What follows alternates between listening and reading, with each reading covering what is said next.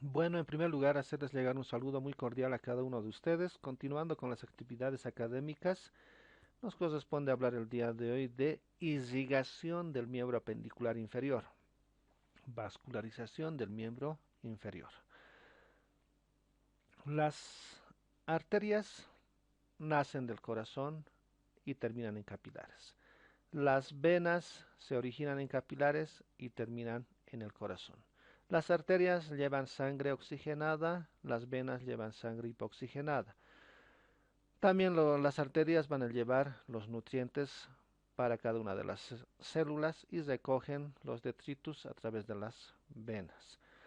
También este sistema vascular va a ayudar en el control de la temperatura, también transporta hormonas, factores de coagulación, entre otros. Nos corresponde hablar de la irrigación del miembro apendicular inferior, sabiendo que del corazón la arteria que nace, la arteria de más calibre es la arteria aorta. Esta arteria llega a la altura de la vértebra lumbar 4. Aproximadamente es donde se divide en sus tres ramas terminales, la arteria sacra media y las arterias ilíacas comunes o primitivas derecha e izquierda. Esta arteria ilíaca común, un órgano tubular, lleva la sangre hacia todo el miembro inferior, principalmente, de órganos de la pelvis. Este vaso sanguíneo, la arteria ilíaca común, va a dar dos ramas terminales, la arteria ilíaca externa y la arteria ilíaca interna o hipogástrica.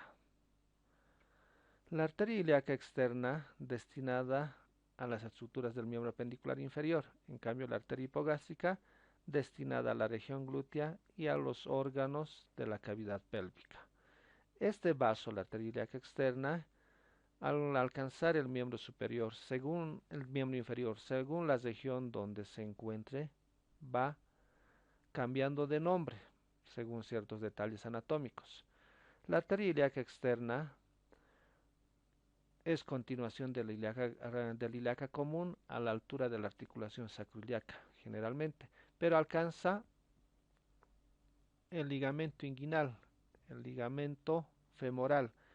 Una vez que alcanza el ligamento femoral ya en la región del muslo, cambia de nombre a arteria femoral hasta la altura del anillo del tercer aductor, del anillo aductor, donde se hace posterior denominándose arteria poplitea. La arteria poplitea nace a la altura del hiato del tercer aductor y termina a la altura del arco del sóleo. A esa altura da sus ramas terminales, una medial y otra lateral. La rama medial, tronco tibio peronea, y la rama lateral, la arteria tibial anterior. Esta arteria tibial anterior alcanza el compartimiento anterior de la pierna hasta la altura de la hoja inferior del ligamento retináculo extensor, donde cambia de nombre a arteria dorsal del pie o arteria pedia. En cambio, el tronco tibio peroneo se continúa como arteria tibial posterior una vez que da la arteria peronea. La arteria tibial posterior en el canal retromalleolar, o sea, por detrás del malleolo tibial, da dos ramas terminales que van a la planta del pie, la arteria plantar medial y la arteria plantar lateral respectivamente. Estos vasos son los que vamos a estudiar en la presente. Empecemos con las ramas de la arteria ilíaca interna o hipogástrica. La arteria ilíaca interna, continuación de la arteria ilíaca común, da bastantes ramas en esta región, denominándose ramas viscerales para los órganos intrapélvicos, ya sea recto, vejiga urinaria, útero, todos los órganos intrapélvicos, que los vamos a estudiar cuando estudiemos pelvis, abdomen.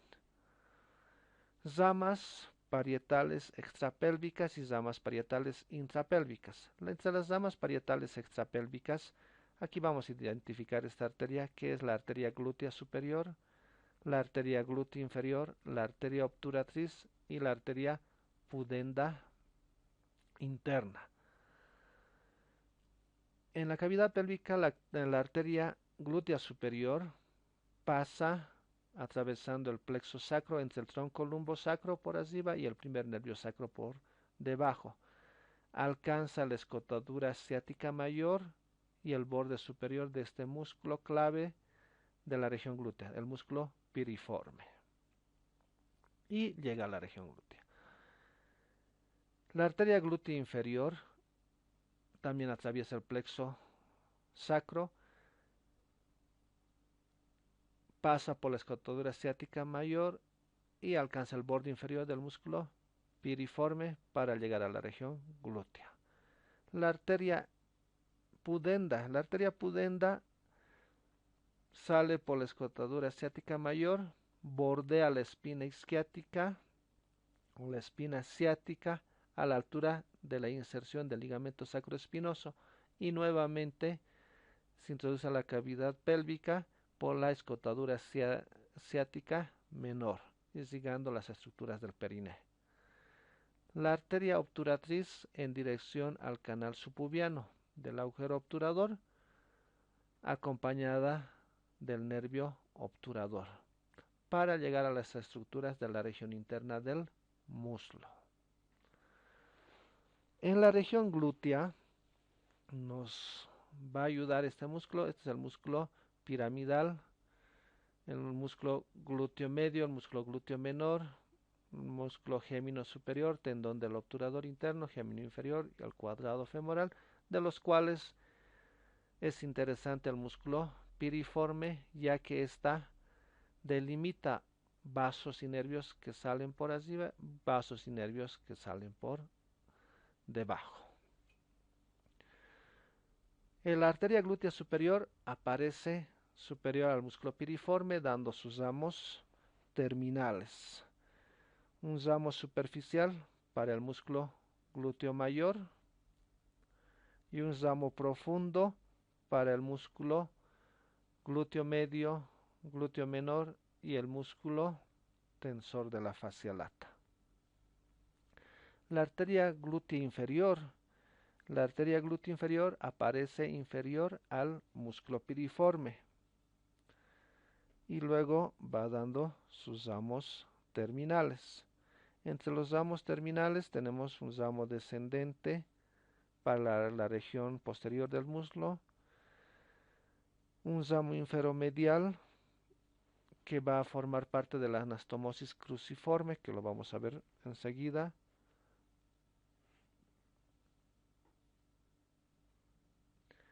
y la arteria pudenda a esta altura de la espina isquiática.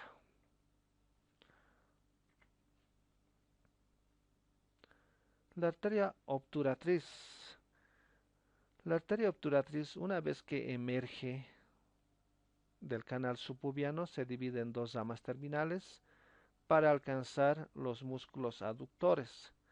Estas dos ramas terminales, un ramo anterior y un ramo posterior, se localizan entre los músculos aductor largo, aductor corto y aductor mayor. El ramo posterior de la arteria obturatriz también va a formar parte de la anastomosis cruciforme y da un ramo para este ligamento de la cabeza del fémur, llegando a través de este ligamento a irrigar la cabeza del fémur. Muchas veces cuando existe una luxación puede lesionarse este vaso sanguíneo, dejar sin irrigación la cabeza del fémur, producir una necrosis del lugar.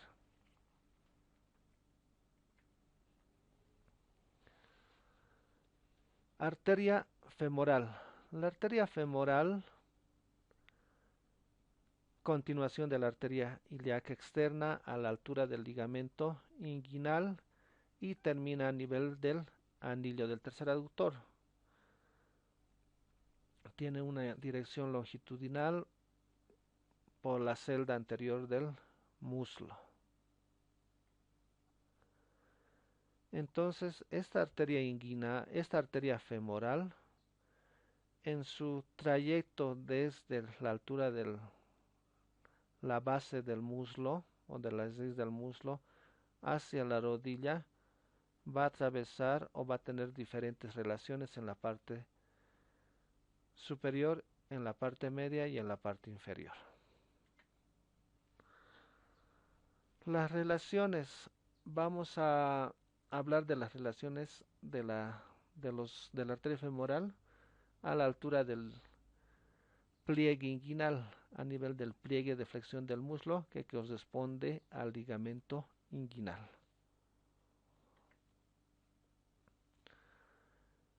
En esta imagen podemos apreciar de manera semiesquemática, esta es la espina ilíaca anterosuperior, el músculo sartorio seccionado, el músculo recto anterior también seccionado, músculo psoas, el músculo psoas y el músculo ilíaco, psoas ilíaco, el músculo pectíneo, la espina del pubis, la eminencia iliopectínea, a esta altura en la línea innominada. Entonces, a esta altura, la estructura más notoria es el ligamento inguinal. El ligamento inguinal se extiende desde la espina ilíaca anterosuperior a la espina del pubis. El ligamento inguinal es dependencia del músculo oblicuo mayor. El músculo oblicuo mayor a esta altura se vuelve tendinoso, se vuelve fibroso y ciertas fibras terminan en la espina ilíaca anterosuperior que se continúan hasta la espina del pubis, formando de esta manera el ligamento inguinal, ligamento femoral, crural, del ligamento de Falopio. Lo que está por arriba, cavidad abdominal, lo que está por debajo, región del muslo.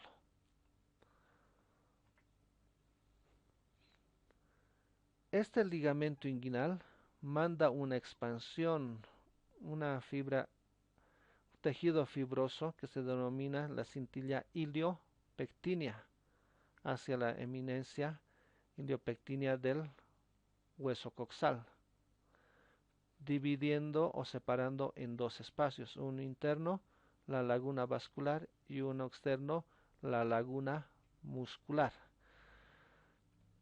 Entonces, ligamento inguinal y la cintilla iliopectínea. El músculo pectíneo recubierto por su fascia. Su fascia del músculo pectíneo a la altura del ligamento inguinal presenta un engrosamiento, a lo que se denomina ligamento pectíneo o ligamento de Cooper. Entonces el ligamento de Cooper es la misma fascia del músculo pectíneo. El ligamento inguinal, cerca de su inserción del pubis, manda fibras, tejido fibroso, hacia el ligamento pectíneo, que unen a estas dos estructuras, a lo que se denomina ligamento lagunar o de Gimbernard. Ligamento de Gimbernard o lacunar. Ligamento inguinal, cintilla iliopectínea, ligamento pectíneo forman la laguna vascular en forma de un anillo que contiene las estructuras vasculares que pasan de la región pélvica a la región del muslo. De lateral a medial, la arteria femoral, la vena femoral. Acá parte del sistema linfático. A esta altura se localiza generalmente el ganglio de Cloquet, un ganglio inguinal profundo. Arteria, vena y linfático.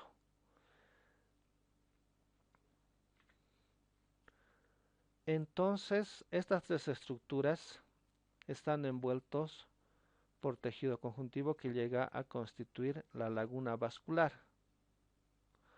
Por fuera de la laguna vascular se encuentra el nervio crural, el nervio femoral, en realidad sus ramas terminales. El nervio femoral pasa por la laguna muscular conjuntamente con el músculo psoas ilíaco. Una nota en relación a el anillo crural o la laguna vascular.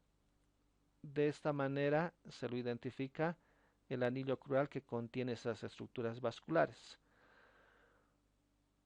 Algún autor menciona que el anillo crural es solamente lo que contiene al ganglio de Cloquet y no así a los tres vasos.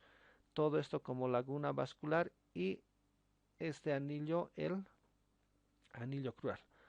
Nos quedamos con que la laguna vascular está como contenido arteria, vena y linfático, y como continente ligamento inguinal por delante, ligamento pectíneo por detrás, ligamento lagunar medialmente y la cintila ureopectínea lateralmente.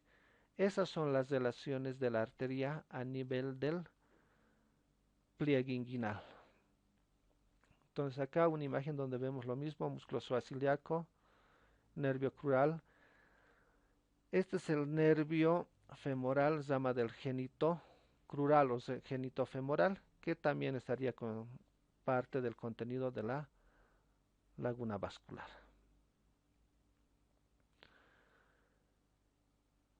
Esto nos interesa porque generalmente a esta altura pueden producirse las hernias femorales, las hernias crurales en este punto. Las hernias crurales las diferenciamos de las hernias inguinales.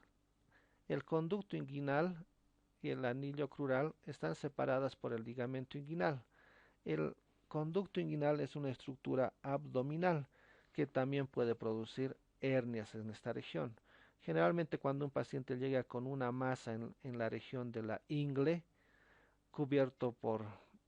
está cubierto por la piel, y en la exploración lo que tenemos que delimitar, definir es si es una hernia inguinal o es una hernia crural.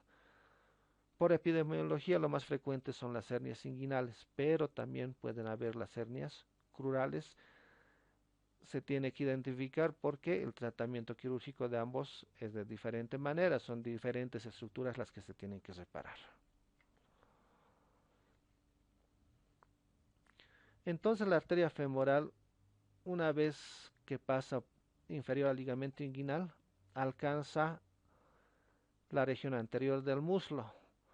En esta región anterior del muslo, recordemos un triángulo que se formaba a esta altura, el triángulo femoral o triángulo de Scarpa. El triángulo de Scarpa está delimitado superiormente por el ligamento inguinal, inferolateralmente por el borde medial del músculo sartorio, inferomedialmente por el borde lateral del músculo aductor largo. En el piso, lateralmente el músculo psoas ilíaco y medialmente el músculo pectíneo. Como techo, la fascia lata con la fascia cribiforme a esta altura, tejido celular subcutáneo y piel. Entonces este es el triángulo de Scarpa. Ese es el continente, el contenido, la arteria femoral, la vena femoral, vasos linfáticos y lateralmente en los ramas terminales del nervio femoral o nervio crural. A esta altura entonces camina la arteria femoral acompañada de su vena y de estas estructuras nerviosas y linfáticas. A la altura del ángulo inferior del triángulo femoral, el ángulo inferior está constituido por el sartorio y por el aductor largo. A esta altura la arteria se encuentra cubierta por ciertas estructuras musculares o se encuentra entre esas estructuras musculares. Medialmente el sartorio, posteriormente los aductores y anteriormente el vasto medial. Todas estas con sus aponeurosis llegan a constituir el conducto de Hunter o conducto aductor.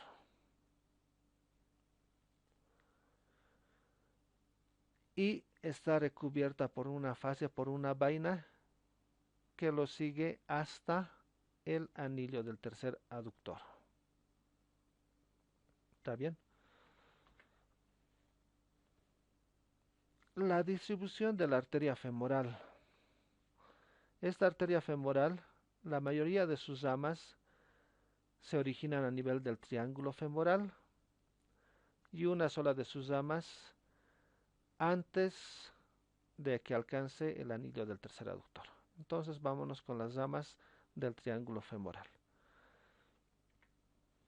Las ramas del triángulo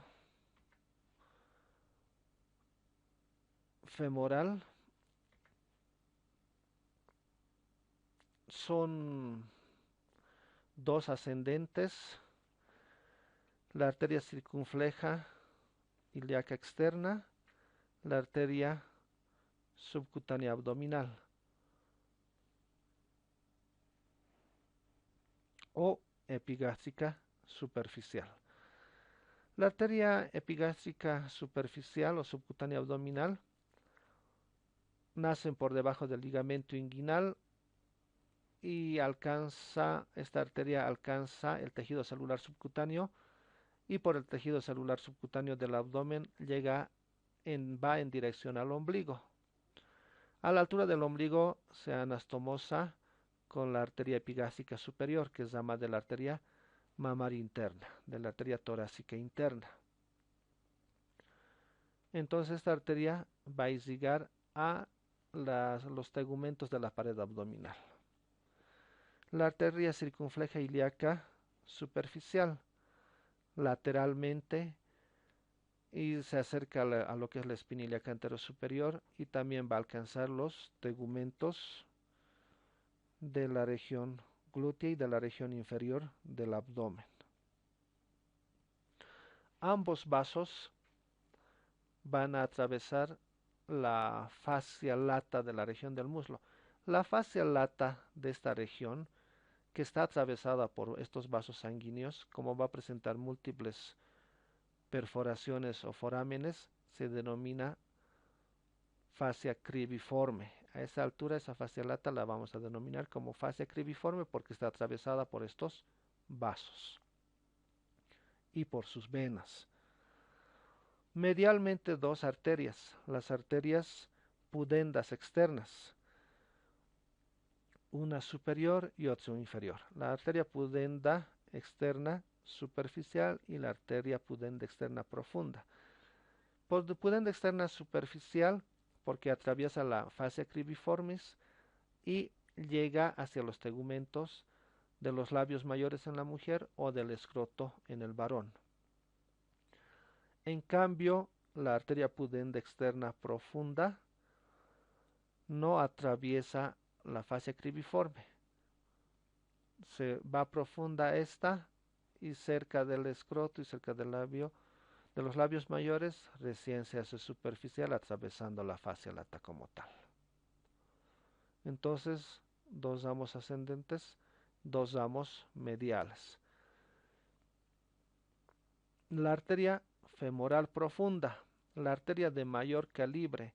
Esta arteria es la que va a irrigar a las estructuras musculares de la región del muslo, a diferencia de estos vasos que irrigan las estructuras superficiales de la región abdominal y de la región perineal.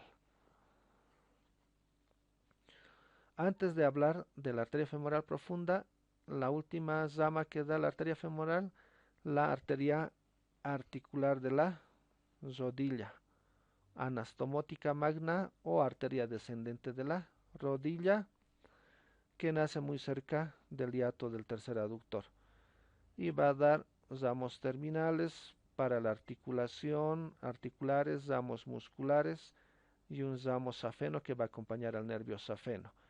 Esta arteria también va a ir a producir una serie de anastomosis en la rodilla, un círculo arterial perisrotuliano.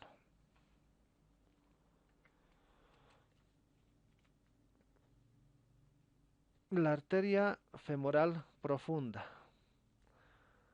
La arteria femoral profunda llama de la arteria femoral. Como tal, a 4 centímetros aproximadamente del ligamento inguinal, se hace profundo, alcanza los músculos aductores hasta, bueno, en su trayecto va dando varios ramos perforantes, en número de 3 aproximadamente.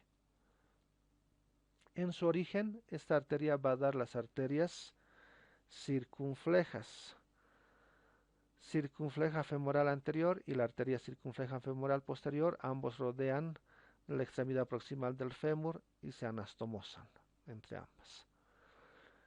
Generalmente de la arteria circunfleja femoral anterior nace la arteria del cuádriceps, una arteria que va a ir destinada al músculo cuádriceps y al músculo sartorio.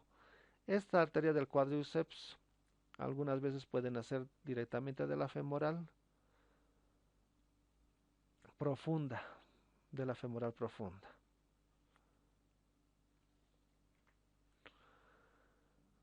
La arteria femoral profunda, por delante de los aductores, va dando sus ramos perforantes. En cada uno de estos ramos perforantes da un ramo ascendente y un ramo descendente. Un ramo ascendente y un ramo descendente, los cuales se anastomosan posterior a los músculos aductores. La arteria primera perforante, su ramo ascendente va a formar parte de la anastomosis cruciforme. La última perforante está constituido que llegaría a ser la rama terminal de la arteria femoral profunda. Entonces está destinada, este vaso destinado a los músculos de la región. La anastomosis cruciforme. La anastomosis cruciforme es un conjunto de vasos que se van a anastomosar en la región posterior de la región glútea, que está constituido por 4 vasos. La arteria primera perforante tiene su ramo ascendente, su ramo descendente. Su ramo ascendente en esta región tiene anastomosis con otros vasos, llegaría a formar parte de la anastomosis cruciforme. La arteria glútea inferior, por su ramo inferomedial, llega a formar parte de la anastomosis cruciforme. La arteria obturatriz, por su ramo posterior, que se acerca a estos vasos, también se anastomosa. Entonces, tenemos que está constituido por la arteria obturatriz, por la arteria glútea inferior, por la arteria primera perforante y por la arteria circunfleja femoral medial. De todas maneras, también la arteria circunfleja femoral medial recibe una arteria de la circunfleja femoral lateral.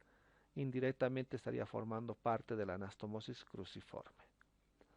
Entonces, este conjunto de anastomosis garantizan la buena irrigación de la región. Cuando se obstruye cierto vaso sanguíneo, los otros vasos llegan a cumplir las demandas requeridas de las estructuras de la región en relación a la irrigación. La arteria femoral termina a la altura del anillo del tercer aductor, donde se continúa como arteria poplitea. La arteria poplitea entonces se origina a la altura del anillo del tercer aductor, camina por la región posterior de la región poplitea o de la articulación de la rodilla y alcanza el arco del sóleo y posteriormente cambia de nombre.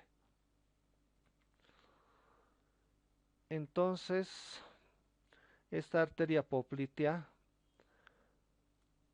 va a llegar a dar sus ramas colaterales en esta región, pero antes de estudiarlo haremos un breve repaso de las estructuras musculares de la región posterior de la rodilla.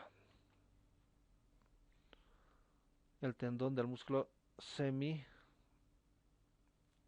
membranoso, que tiene el ligamento popliteo arqueado. Este es el músculo popliteo, que está en la región posterior de la rodilla.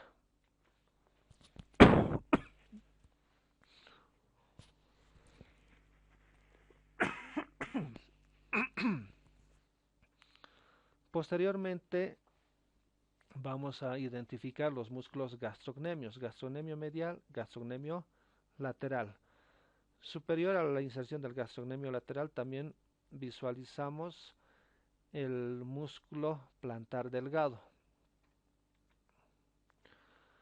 En la parte superior, los músculos del muslo, superolateralmente el músculo bíceps crural, bíceps femoral, y superomedialmente el músculo semimembranoso y el músculo semitendinoso. Entonces estos 4 músculos, sobre la base de estos músculos en la región posterior de la rodilla, forman una figura en forma de un rombo, el rombo popliteo. El rombo popliteo está constituido su límite superolateral por el músculo bíceps femoral, su límite inferolateral por el músculo plantar delgado y el gastrocnemio lateral, el límite inferomedial por el músculo gastrocnemio medial, límite superomedial por el músculo semimembranoso y músculo semitendinoso. Este rombo popliteo va a alojar a la arteria poplitea y a la vena poplitea y al nervio ciático popliteo interno o tibial posterior.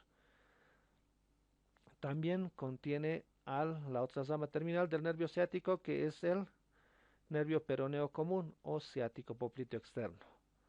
Pero este nervio es el que se dirige lateralmente en relación al borde medial del músculo bíceps crural. Arteria, la estructura más profunda, vena posterior y lateralmente, nervio posterior y lateralmente. Como estas estructuras se superponen, se los denomina la escalerilla poplitea. Entonces, contenido del rombo popliteo es la escalerilla poplitea. La escalerilla poplitea está constituido por la arteria poplitea, vena poplitea y nervio ciático popliteo interno o tibial. El ciático popliteo externo o peroneo común no forma parte de la escalerilla poplitea, pero sí forma parte del contenido del rombo popliteo. Límites, ya los mencionamos. Distribución ramas colaterales, número de 5, articulares y 2 musculares. Las articulares, una superomedial, superolateral, las dos superiores salen superior a los cóndilos del fémur, una medial y otra lateral, y alcanzan la parte anterior de la rodilla. Una articular media que nace a la altura de la interlínea articular, y las dos articulares inferiores también nacen a la altura de la interlínea articular y respectivamente, ya sea medial o lateral, alcanza la región anterior de la rodilla. Las dos musculares, como van a ir a los músculos gastrocnemios, se las denomina gastrocnemio medial y gastrocnemio lateral. Entonces, musculares y las 5 articulares. La red rotuliana está constituido por las arterias articulares superiores, lateral y medial de la rodilla, sus anastomosis respectivas en la parte anterior. Las articulares inferiores, externa e interna. Entonces, por los 4 ramos articulares, a excepción de la articular media, que se hace posterior, y esa entra en las estructuras internas de la articulación. También va a recibir esta red articular perisrotuliana o rotuliana una rama de la arteria femoral, la arteria anastomótica magna o arteria articular de la rodilla o descendente de la rodilla. También la arteria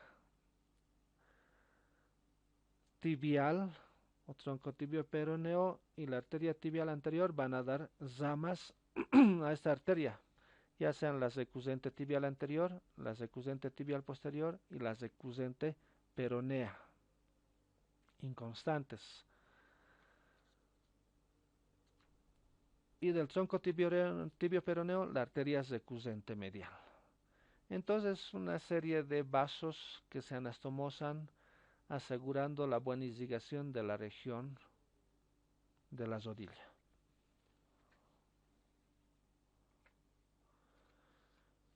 Nuevamente la escalerilla poplítea, contenido del rombo popliteo.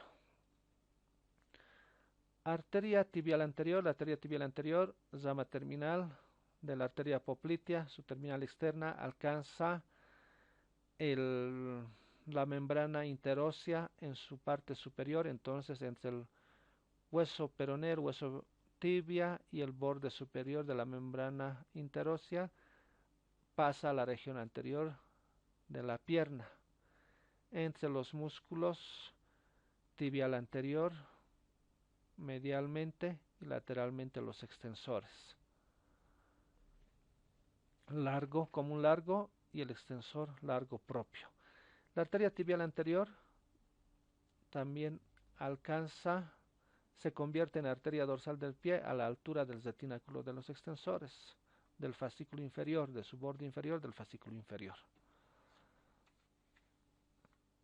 En la parte superior cubierto por músculos, en la parte inferior ya por tendones.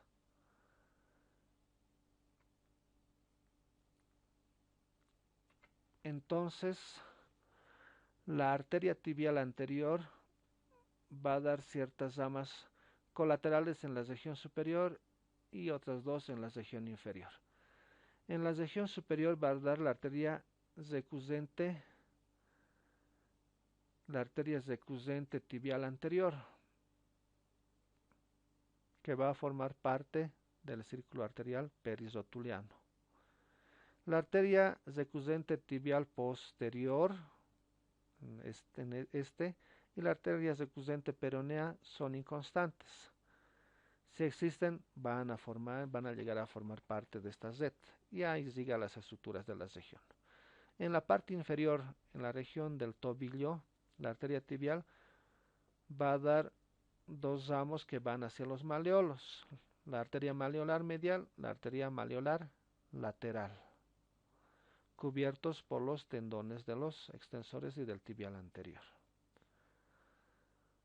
También van a formar una red arterial alrededor de los maleolos.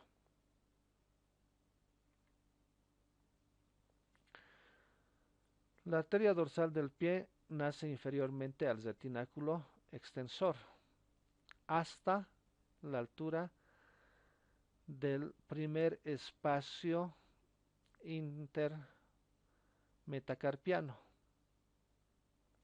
hasta el extremo posterior de este primer espacio.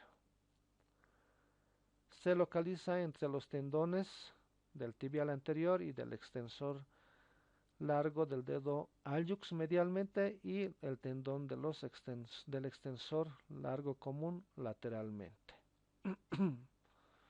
Una arteria fácilmente palpable. Distribución. Haremos de cuenta que este es el retináculo de los extensores. La arteria aparece inferiormente dando ramas colaterales.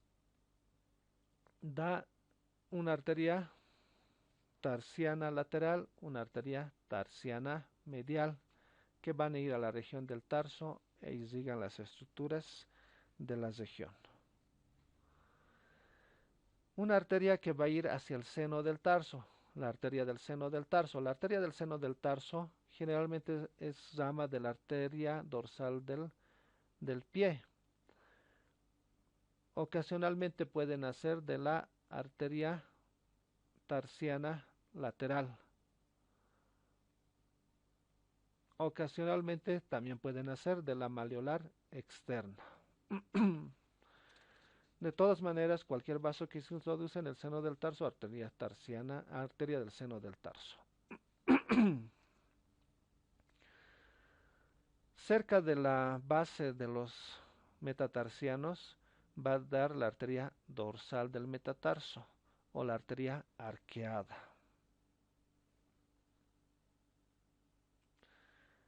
Y antes de que termine en el extremo proximal de este espacio, va a dar la arteria digital del primer espacio o la arteria dorsal del primer espacio interóseo. Esta posteriormente va a dar las colaterales internas del segundo dedo y la colateral externa del dedo gordo. La arteria dorsal del pie termina en este espacio haciéndose posterior o haciéndose profundo, termina anastomosándose, una anastomosis término-terminal con la arteria plantar externa. La arteria plantar externa y la arteria dorsal del pie aparecen como una continuación, pero a esta altura sería su punto de terminación.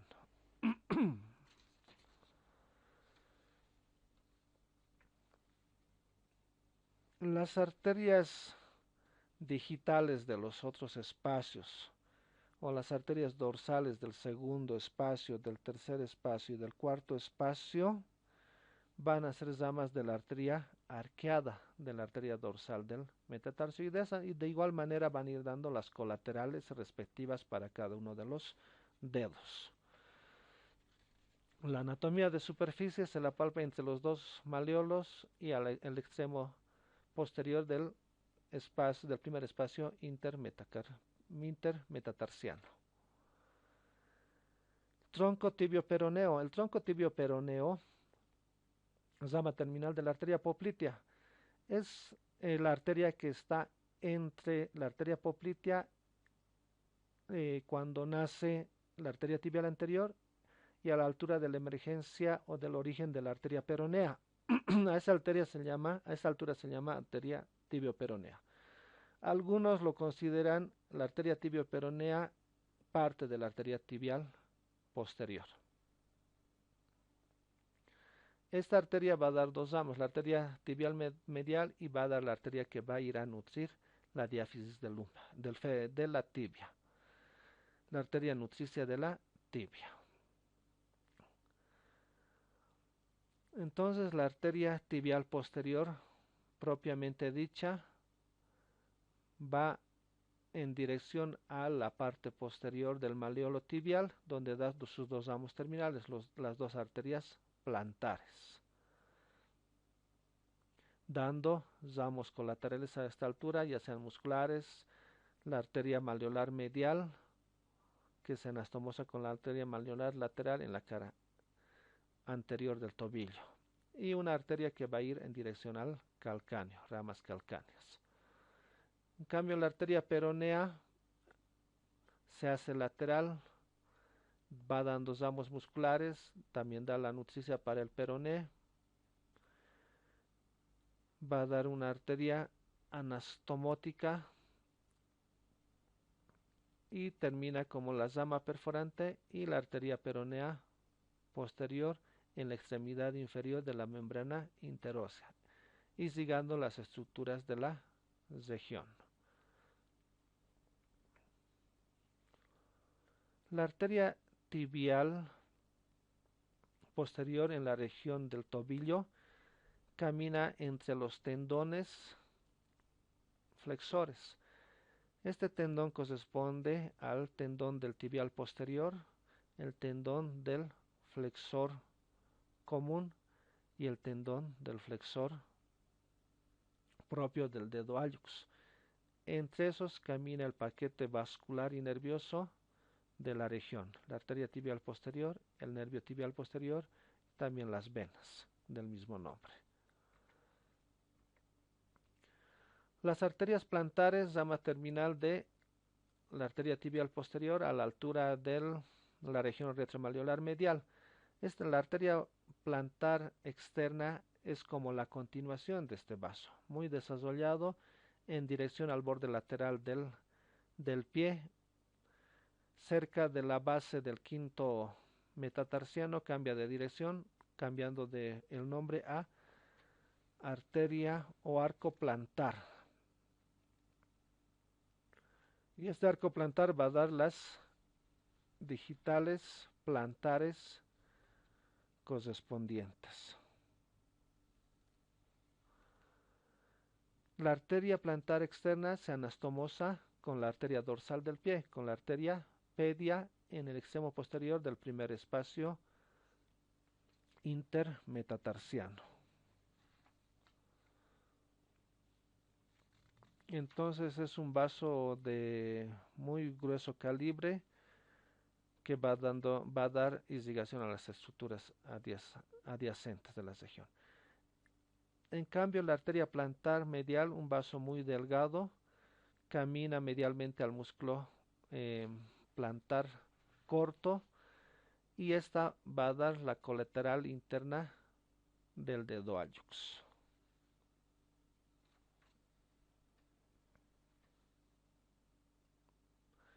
Ambas arterias en esta imagen las vemos acompañadas por los nervios plantar externo y plantar interno que formarían los paquetes vasculonerviosos de la región.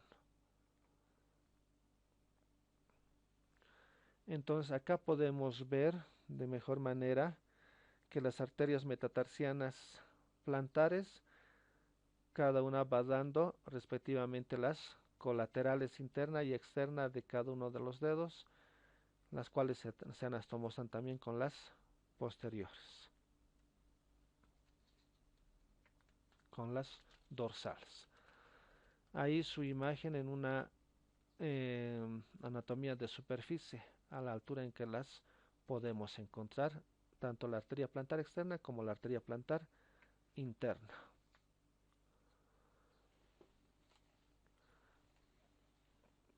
Los vasos o las arterias del miembro inferior, las que son fácilmente palpables, nos sirven para la toma de pulso. ¿Qué vasos podemos utilizar para la toma de pulso? La arteria femoral a nivel del triángulo femoral o a nivel de la raíz del muslo. La arteria poplitea, también palpable, se puede tomar el pulso. La arteria tibial posterior la encontramos en la región retromaleolar medial. La arteria pedia o dorsal del pie también es un vaso que nos ayuda en la toma del pulso. Son vasos fácilmente accesibles. Inclusive la arteria femoral nos sirve para la toma de gasometrías. Las gasometrías generalmente las tomamos de la arteria radial, en algunos casos las podemos tomar de la arteria femoral a esta altura. Por eso nos interesa saber su localización a nivel del triángulo de Scarpa, a qué altura, qué estructura está por fuera, qué estructura está por dentro. Venas del miembro inferior, las venas las dividimos en venas superficiales y venas profundas. Las venas profundas, dos por cada uno de los vasos, por cada una de las arterias y reciben el mismo nombre, tienen la misma relación, distribución, no más que se originan en la periferia y terminan proximalmente. Siempre acompañando dos arterias, dos venas a cada arteria, excepto el tronco tibio peroneo, el popliteo, la femoral, que presentan solamente una vena por la arteria.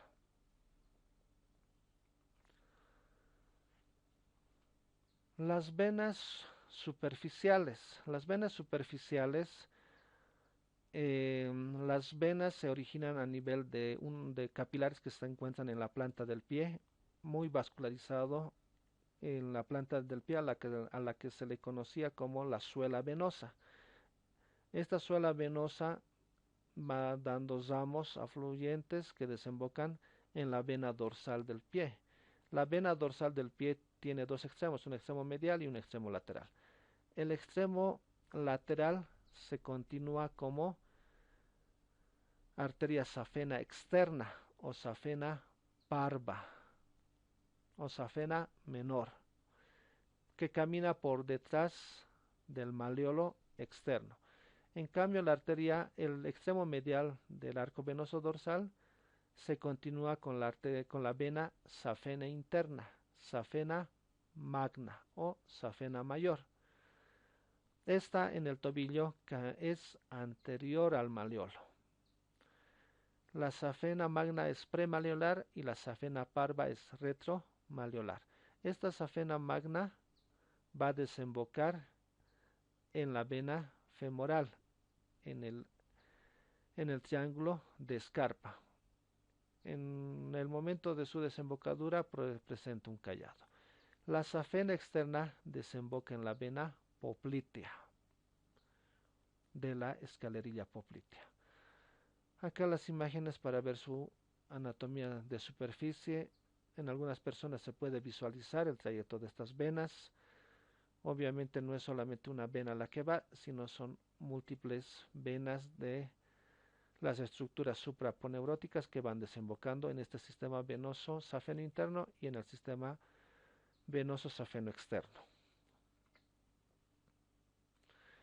Cerca de su desembocadura, la vena safena magna recibe ciertas ramas, como ser la circunfleja ilíaca superficial que desemboca en la safena externa, la subcutánea abdominal o epigástrica superficial, las dos pudendas externas, ya sea superficial y profunda, y una safena accesoria, todas desembocan en el callado de la safena antes de que la safena magna desemboque en la femoral.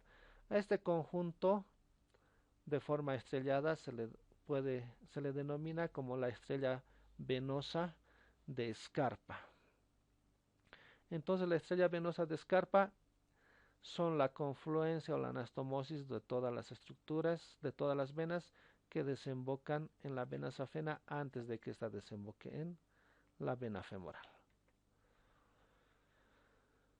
Aquí las venas, los vasos tienen que ser cilíndricos, rectilíneos, para tener una buena función. Cuando se van dilatando de manera patológica, no se vuelven tortuosas, a las que se las conoce como varices.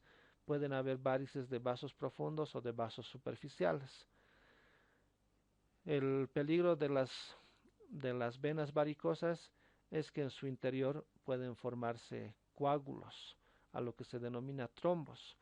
Cuando un trombo se desprende de su lugar y va por el torrente sanguíneo, se lo denomina émbolo. Entonces este émbolo puede ir por las venas safenas, venas ilíacas, vena cava, desembocar terminar en el corazón, y del corazón ir a los pulmones, y pueden llegar a dar infartos, o sea, lesionar a otras estructuras distantes. Linfáticos. Los linfáticos los dividimos en vasos y nódulos linfáticos superficiales y vasos y nódulos linfáticos profundos. En general, los vasos linfáticos van desde una porción distal hacia una situación proximal. Los ganglios que presentan, existen ganglios en la región poplitea y ganglios en la región inguinal. En la región poplitea, los ganglios son aproximadamente número de 3 a 6, y de estos ganglios parten vasos linfáticos a la región inguinal. En la región inguinal hay ganglios linfáticos, nódulos linfáticos superficiales y profundos. Los superficiales muy pequeños, en número de 8 a 12 aproximadamente, que reciben los vasos linfáticos de estructuras superficiales, supraponeuróticas. Los linfáticos profundos son en número de 2 a 3 generalmente. El de mayor diámetro, el ganglio de Cloquet, que es un ganglio linfático profundo.